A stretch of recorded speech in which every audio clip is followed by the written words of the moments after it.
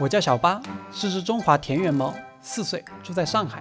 我是20年5月份搬来新家的，之前都是在公司住着，也算是半个打工人。我听之前的同事说，我是被人从桥洞里捡回公司的。那会儿啊，我眼睛都还没睁开，都是靠同事们轮流照顾，手动喂奶啊什么的。到了周末，他们就会换着人带我回家住。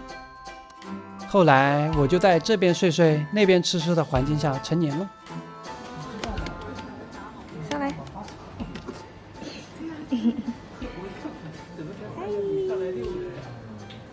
一开始公司里照顾我的人挺多的，我一般都是谁给我铲屎，我就睡到谁的工位下面。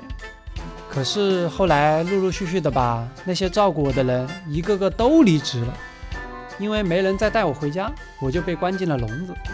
你知道我在笼子里那段时间是怎么过的吗？啊，无论我怎么叫，愣是没人鸟我，差点给我整抑郁了。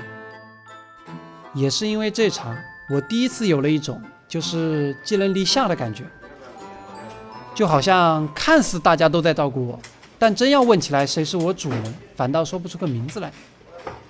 后来我还是被放出来了，放我出来的人是 IC， 他吧可能是看我可怜，照顾了我一段时间。我记得我3岁生日的时候，他还究极隆重的给我搞了个众筹会，说什么我是公司的招财官，大家好好养我。然后我又重新过上了有人罩着的日子，而我能做的就是陪 IC 加班。其实我那时候心里也清楚，早就做好了要换人讨好的准备，但是我怎么也没想到的是，我会离开公司。我听 IC 说是公司里一直有人在投诉，实在是谈不拢了，只好把我送走。果然并不是所有人都喜欢我，都可以包容我，可是要我离开住了3年的地方，多多少少还是舍不得的，也有点害怕。不过 IC 说他找了个可靠的人，是他的同学的校友，我们叫他华老师。我记得华老师来接我那天，我居然吓尿了，尿到了他身上。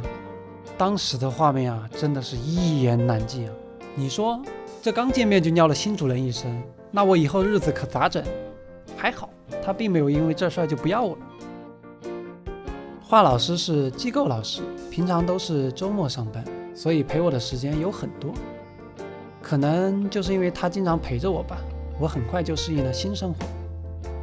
想想我刚来华老师家的时候，我都是往沙发底下钻，可现在不一样了，他的床就是我的床，我们都是以兄弟相称。你看我这样子就知道我平时肯定没少吃，他呢给我肉吃，条件是拿我给他垫脚。说真的，我真的严重怀疑他把我喂那么胖就是为了他垫脚垫起来舒服。怎么样，我这怀疑没毛病吧？哎，无所谓了，随他去吧。后来华老师开始嫌我脚脏，不让我上床，那我寻思着洗个脚呗。结果等我洗好上了床，他又嫌我把床单弄湿了。你妹的，我还不伺候呢。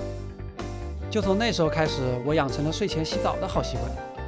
我现在吧，吃得好，睡得好，拉屎我都不管埋了，谁爱买谁买。凭我多年的经验啊，我觉得听话不一定管用，有的时候吧，就是要恨一点。你看我现在就比在公司过得舒坦多了吧。但是吧，还是很感谢小时候救过我的人，要不是他们，我可能根本就活不下来，也不会遇上我现在的主人，过上这样的日子。反正以前是以前，我现在算是终于有个真正的家了。去吧。